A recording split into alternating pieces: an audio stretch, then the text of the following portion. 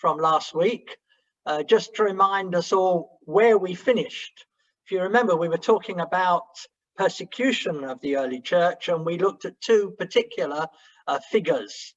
And the first one that we looked at was Polycarp. So I don't know, Malou, if you can put that on the screen for us, just to remind us. These, of course, are drawings, portrayals, paintings from that time. And Polycarp's probably one of the best known of all of the people who died for their faith. There he is, being burnt at the stake and surrounded by flames, purely because he was a follower of Jesus, purely because he refused to offer incense to the Roman emperor, because they came to believe that the present emperor of the time was an incarnation, a living incarnation of God.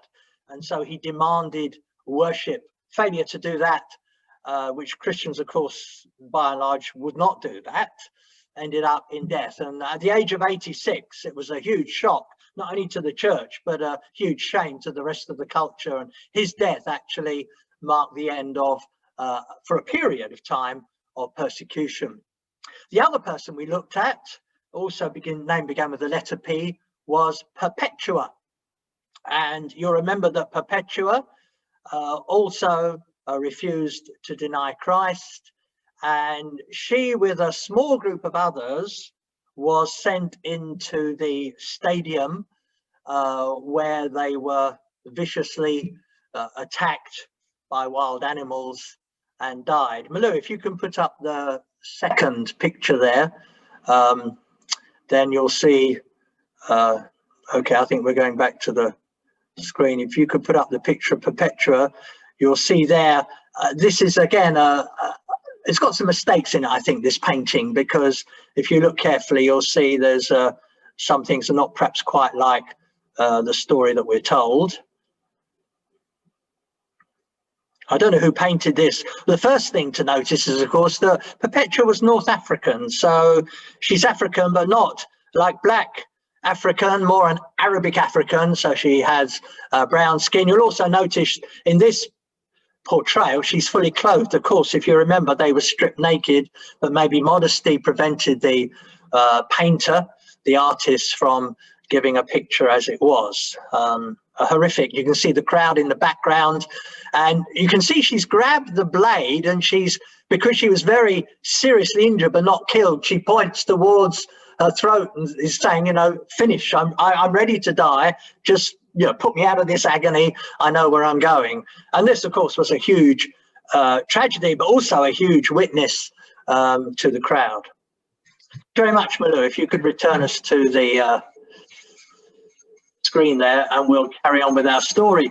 Just to remind you of a quotation from Bishop Stephen Neal, when he said there are many well authenticated cases of conversion of pagans in the very moment of witnessing the condemnation and death of Christians.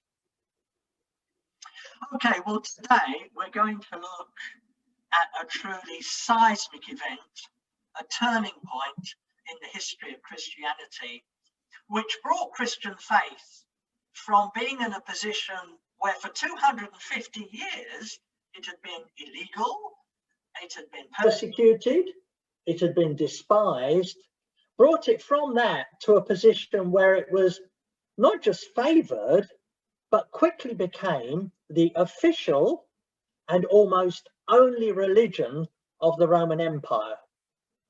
And that was all by the end of the 4th century. So Christians had, until that moment, been viewed as somewhat disreputable, and they became respectable, accepted, and welcomed. So how did that happen? How did something so impossible and so unlikely take place, bearing in mind that it was the Roman Empire that had commissioned the death of its founder, the Lord Jesus Christ? Up to that time, Roman religion had been, like the Greek religion, polytheistic. In other words, they worshipped many gods.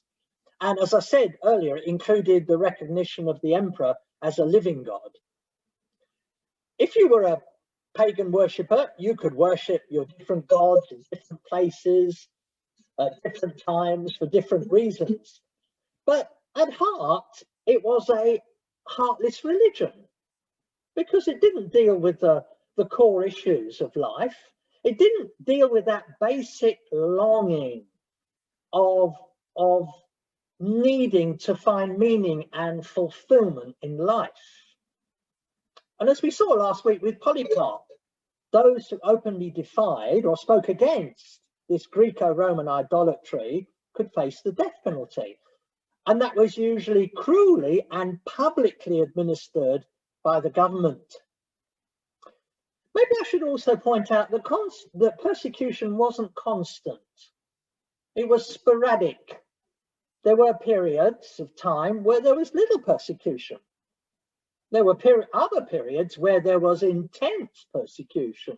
It depended somewhat on who the Roman emperor was. If it was Diocletian, and if famously it was Nero, then it was intense.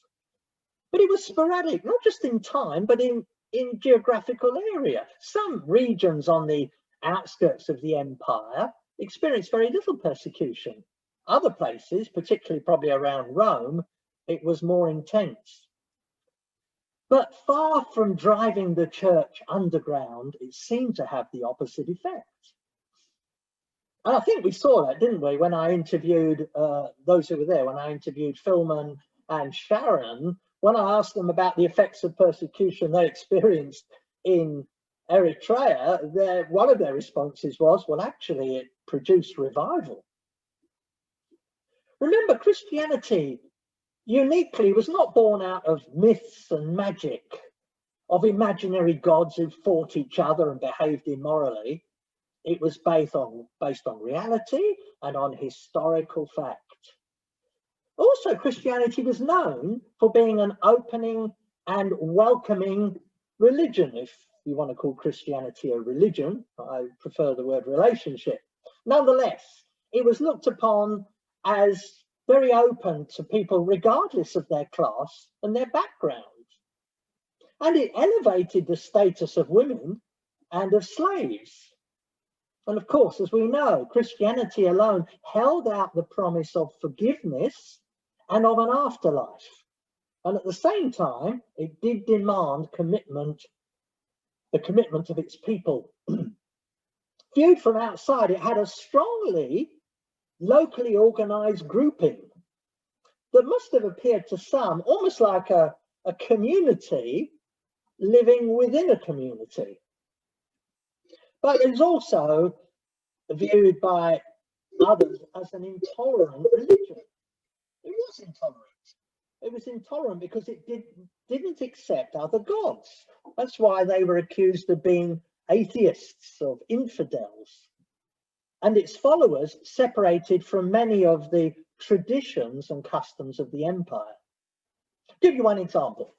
Service in the Roman army was not generally approved by the church. Why?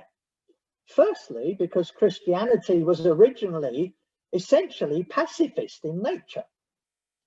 But also, if you were in the army, sooner or later, as a soldier, you would find yourself involved in heathen ceremonies. Now, the only other religion at that time that was similar was Judaism. But Judaism didn't actively defy the state in the same way that Christianity did, or at least Christianity was perceived as doing. Listen to an Alexandrian called Celsus. He was someone who was opposed to Christians, and he wrote down his impressions towards the end of the 2nd century. Remember what Churchill said? You should listen to your friends, but you should also listen to your enemies, because from both sides you can hear truth in different ways. So this is a guy who I noticed one writer described as a hostile observer. Here's his complaint. He said, "The aim of Christians is to convince only worthless and contemptible people, idiots, slaves, poor women and children. They behaved like beggars. They would not dare to address an audience of intelligent men. But if they see a group of young people or slaves or rough folk, there they push themselves in and seek to win the admiration of the crowd. It's the same in private homes. We see wool carders, cobblers, washermen, people of the utmost ignorance and lack of education. But if they manage to get children alone or women as senseless as themselves, then they set to work to put forth their wondrous tales. These are the only ones whom they manage to turn into believers. Following that, Stephen Neal comments, we know that Celsus is in the main telling the truth, but it's only one side of the picture. Before the church has been in existence very long, educated men and intellectuals had begun to find in its message the answer to their lives. And you think of the names, you might know some of them, people like Augustine, people like Jerome, people like Tertullian, Justin Martyr, Origen, and many others, men of great learning and standing who found in Jesus what they needed. Well, in the first 20 years of the 4th century, the situation completely changed with the unexpected conversion of the then Roman Emperor Constantine. So what do we know about Constantine? Well, Constantine was born in Niš, which is a city in the south of Serbia. I've actually preached there a few times, and of course there's a big statue of Constantine in the middle of the city. Constantine's mother was a Christian from Asia Minor, and his father was a co-regent. So he was actually one of the emperors. He was the ruler of Gaul and Britain.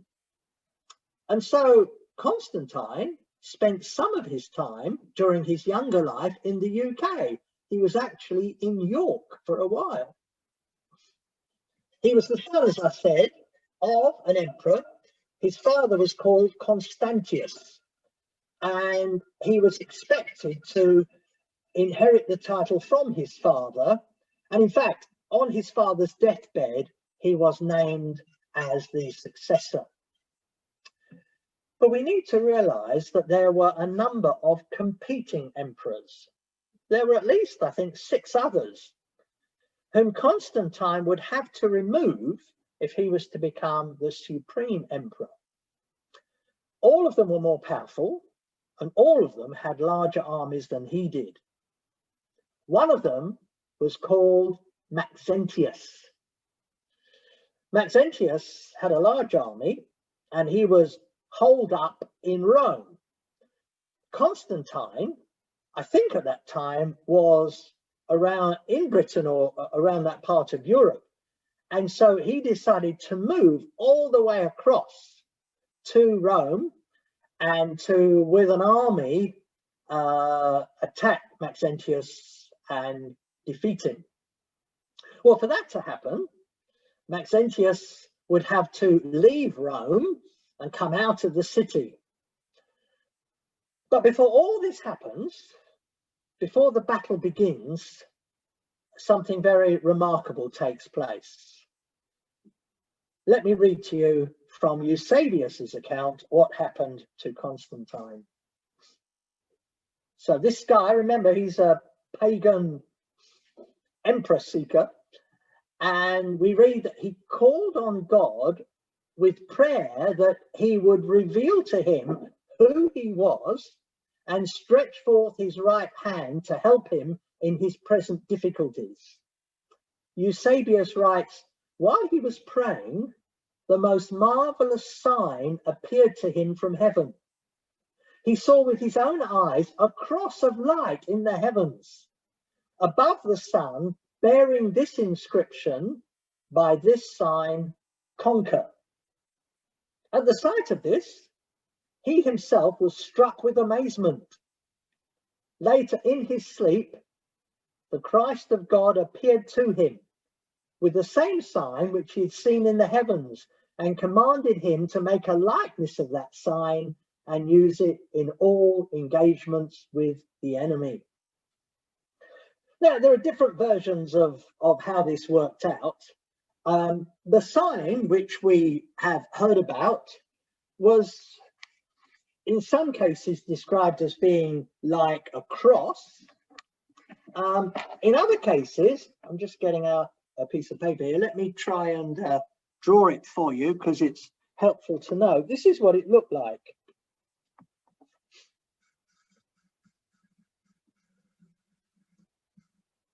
So it was two letters from the Greek alphabet.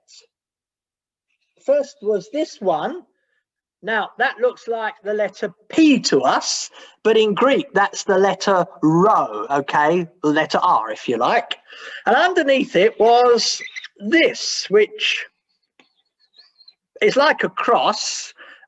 It's the Greek letter Chi. So you've got two Greek letters here. You've got Chi and you've got Rho. And the first letters of Chi are CH. And the first letter of Rho is R. So you can see there, that's the beginning of the word Christ. And he took that sign and made it an emblem of Christianity. Chi and Rho. And this was the sign that he had put on all the different shields of his army. So they went into battle with that sign on their shields. Quite amazing. Here it is today. Can you see it? And you might even notice this is from a villa. There's a villa very near where we live, a place called Lullingston, and it's got this on the wall, a 4th century Roman villa. And you can also see Alpha and Omega, the two Greek letters, the beginning and the end. And you'll find this in many, many places. And this is all because of this vision that Constantine had that had a remarkable impact on him. So he went to attack Maxentius. Now, Maxentius came out of Rome, and Constantine was a great strategist. He came out of Rome and he crossed the Tiber River, the big river that flows through and around Rome, and he got to a place called Milvian Bridge. And at Milvian Bridge, Maxentius began to cross with his army. Now, it's a fairly narrow bridge, and he had, of course, thousands of men. And it was then that Constantine attacked him. He attacked him from the front with his shields, all with this strange symbol on, and he attacked him from the back. So what could they do? They had to go back across the bridge. But, of course, you can't have thousands of people going through a narrow bridge. Many of them ended up drowning in the river Tiber, including Maxentius himself. So it was indeed a quite amazing victory. Oh, by the way, this is the Milvian Bridge today, if you're interested. If you ever go to Rome, you want to go to the north of it. That's the Milvian Bridge still today, where Maxentius was defeated by Constantine, and Constantine gave the credit to that for God's intervention in his life. And that was really the moment, that event, where Constantine was converted, if we can use that word.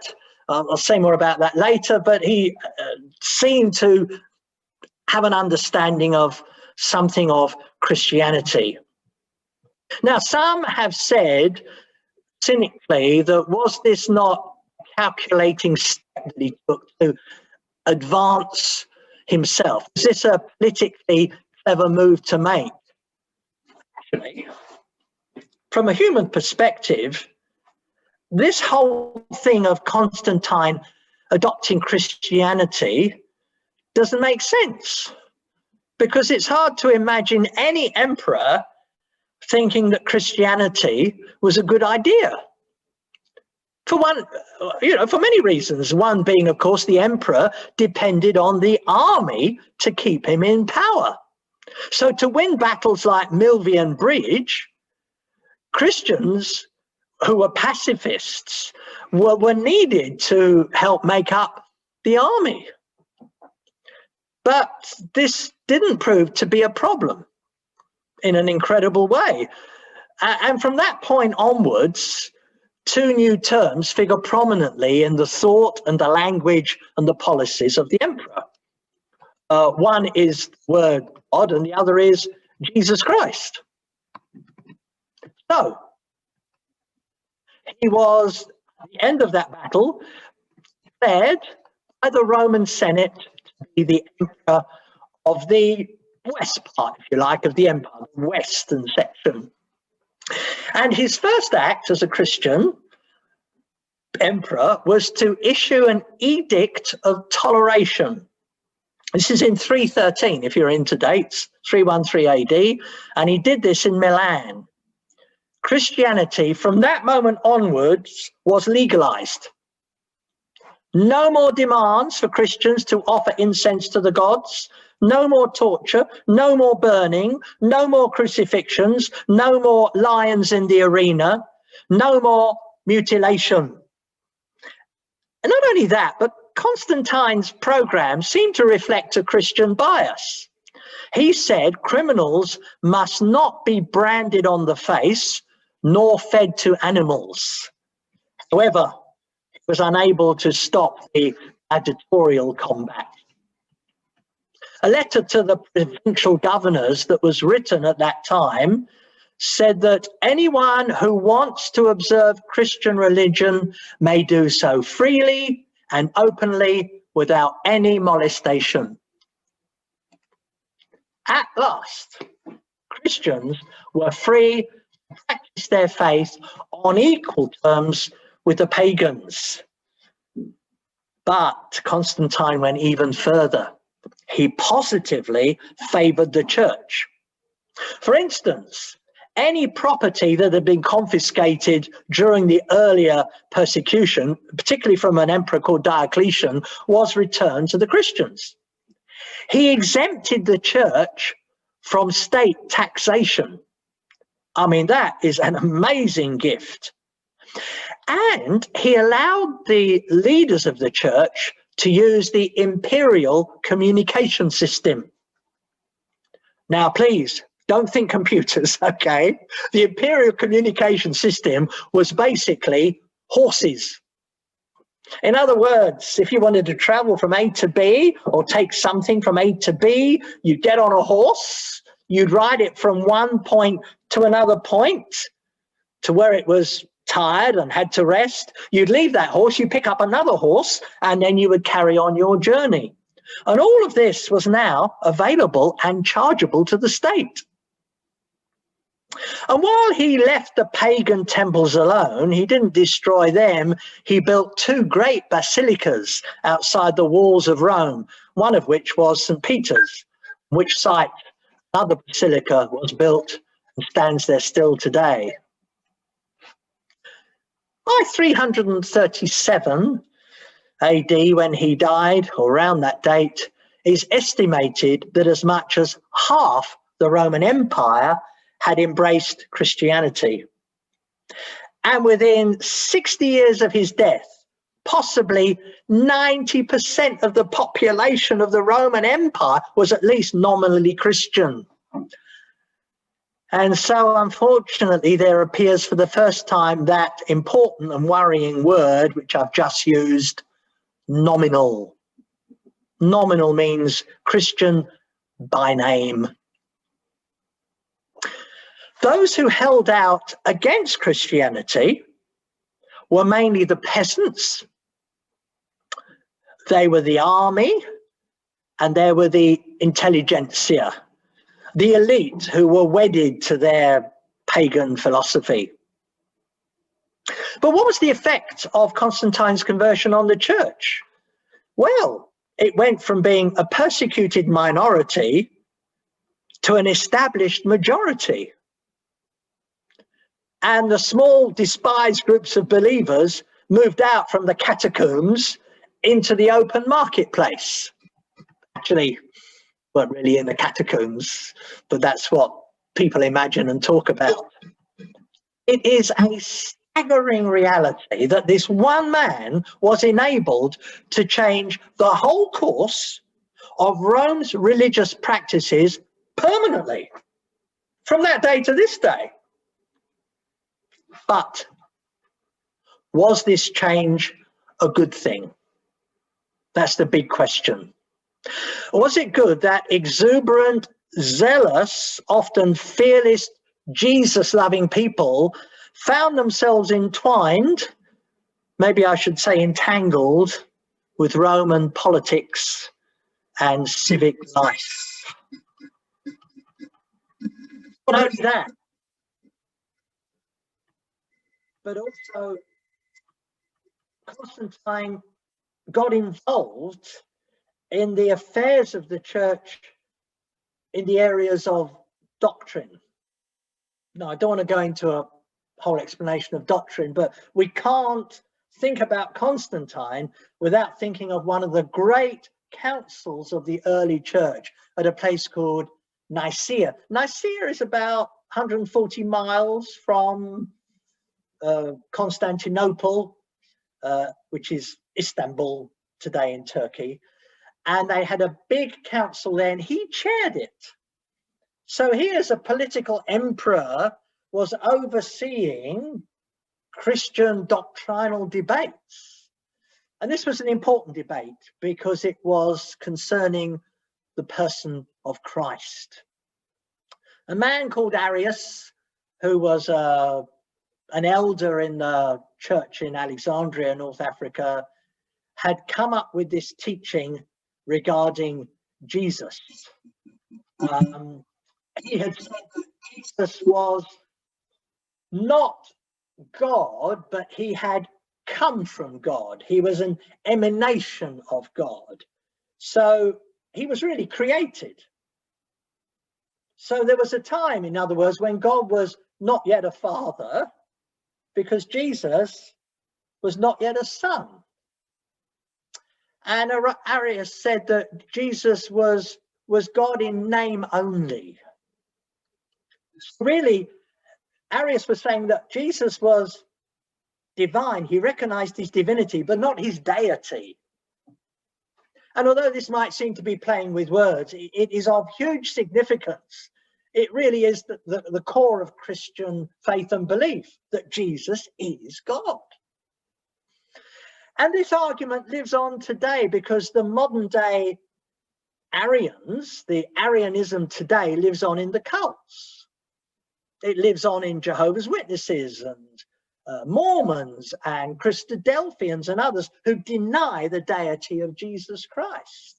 And in doing so, remove the whole foundation of Christian faith. It's not a matter of secondary importance. This is a core Christian doctrine. And so good old Constantine decided that he would be the chairman of the council. And basically he sort of said, well, come on, you know, I'm sure we can sort these things out. Let's try and work together. Let's just be friends. And really didn't tackle in the right way some cardinal truth in the way that it should be. But then I guess, you know, he's not a theologian. He was an intelligent man, but he was a politician. He was a strategist. And so he really didn't help the argument at all. And indeed, like all of us, he didn't become a mature Christian overnight. None of us have done or do. I mean, one example was in the coinage. The coins of the time had a dedication on both sides to what they call the invisible sun. This was one of the gods, and there was the emblem of the invisible sun on both sides of the coins. But as time passed, later coinage had just the invisible sun on one side, and then eventually the invisible sun disappeared from the coinage and there was just the cross on one side of the coin. I mean, all of us are works in progress, aren't we? I mean, I think of somebody like John Newton. Remember John Newton, the guy who wrote Amazing Grace? He was a slave trader, a really vile character until he met Jesus.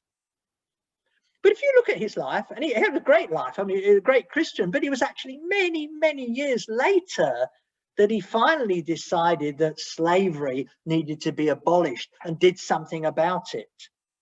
Even though he came from that and he turned his back on slavery, it was a long while before he actively sought the abolition of it.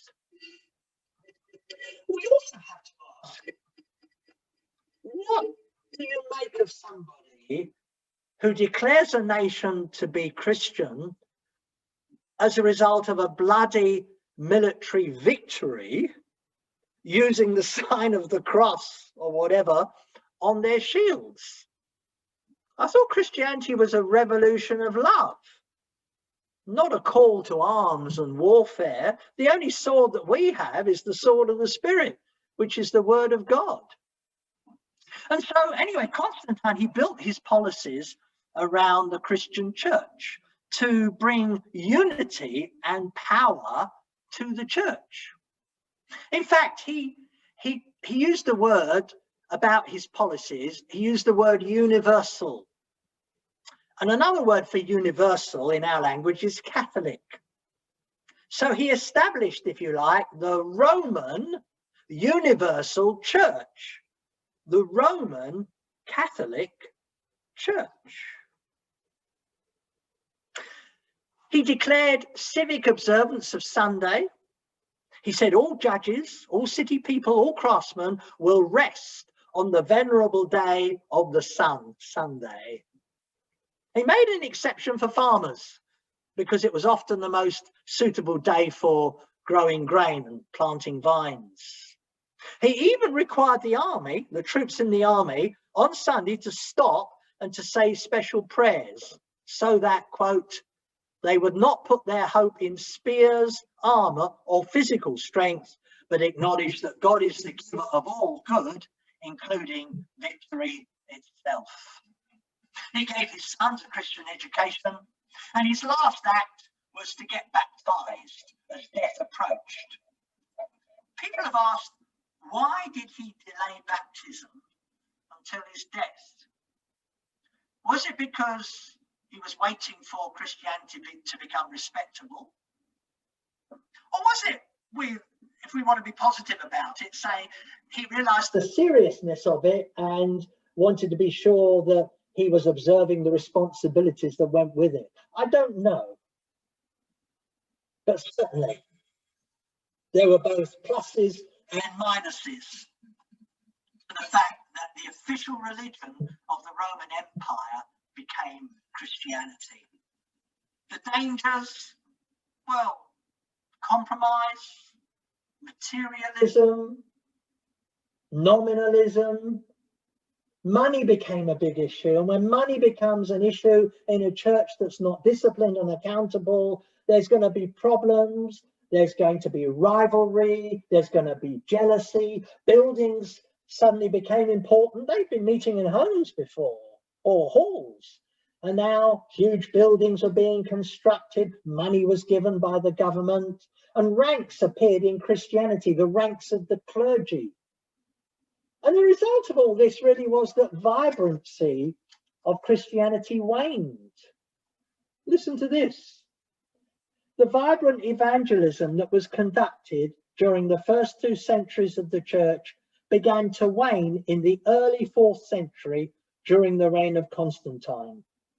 When it became the church religion, the state religion, the result was the churches were flooded with nominal Christians who had less concern for spiritual matters and more concern for political and social prestige. Christianity became the fashion. Elaborate structures replaced simple house churches. Creeds replaced spontaneous testimonies and prayers. And the need for aggressive evangelism, well, it was superfluous, at least within the civilized Roman world. So it was really a mixed blessing. The churches were full. They were genuinely converted people because suddenly there was a clear presentation of the Christian faith. But there were many people who came into the churches, many of them who had very few spiritual motives. And many of the older believers who'd gone through the persecution decried the new worldliness that became evident in the churches. And sadly, many of the churches really didn't know how to cope with this addition of money and the very negative results, because as we all know, you know, the love of money is the root of so much evil and sin. So there we are. There's many more things I could say, but our time is almost gone. So thank you for joining us today. I hope it's been an encouragement and a challenge, really, because much of what I've said, you know, we can see in our churches, or the potential of it, or the results of it. And there's many people arguing still on the internet. You can go to the internet, you'll find a website, still a live website, arguing the pros and cons of the conversion of Constantine, even arguing whether he was truly converted. But a sovereign God can work in the midst of mess and bring glory to his name. Amen? Amen. So thank you for joining us today, and I look forward to seeing you next week. Lou, can you unmute everybody? Hello. Hello.